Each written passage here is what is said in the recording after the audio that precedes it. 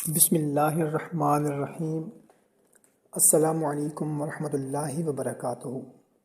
محترم سامعین کرام، امید ہے آپ تمام دوست احباب اللہ تعالیٰ کے کرم سے خیریت سے ہوں گے اور ماہ رمضان المبارک کے آخری عشرے میں خوب عبادت کر رہے ہوں گے۔ محترم سامعین کرام، آج کی ویڈیو میں آپ لوگوں کو 27 رمضان المبارک کا ایک بہت ہی خاص قرآنی عمل بتانے لگا ہوں۔ آپ کی جتنی بھی سخت سے سخت حاجت ہے، کوئی پریشانی ہے، مشکل ہے، کوئی ایسا کام جو آپ کے لیے ایک چیلنج بنا ہوا ہے، بہت عرصہ ہو گیا ہے مگر وہ آپ کا کام نہیں ہو پا رہا،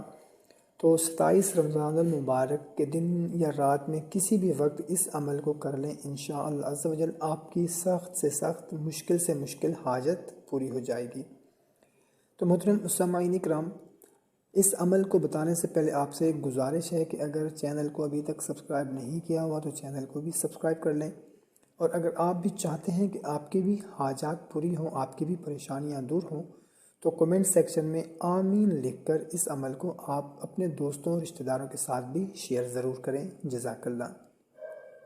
تو محترم سامعین، کرنا آپ نے کچھ اس طرح سے ہے کہ 27 رمضان المبارک کسی بھی وقت، رات میں کر لیں یا دن میں کر لیں، کسی بھی وقت کر لیں،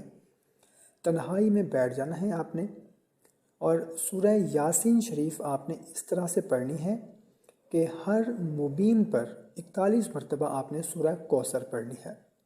اور ہر مبین پر اپنی کسی حاجت کا تصور کرنا ہے۔ مطلب آپ کی اگر ایک حاجت ہے تو ہر مبین پر اپنی اسی حاجت کا تصور کریں، اگر ایک سے زیادہ حاجت ہے تو ہر مبین پر اپنی ایک نئی حاجت کا تصور کریں، انشاءاللہ عز و جل ہر مبین پر آپ کی ایک حاجت پوری ہوگی۔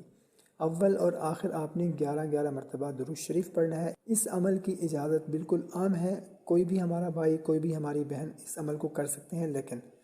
آپ سے گزارش ہے کہ عمل شروع کرنے سے پہلے کمنٹ سیکشن میں آمین لکھ دیں اور اپنے دوست احباب کے ساتھ اس کو شیئر کر دیں، جزاک اللہ۔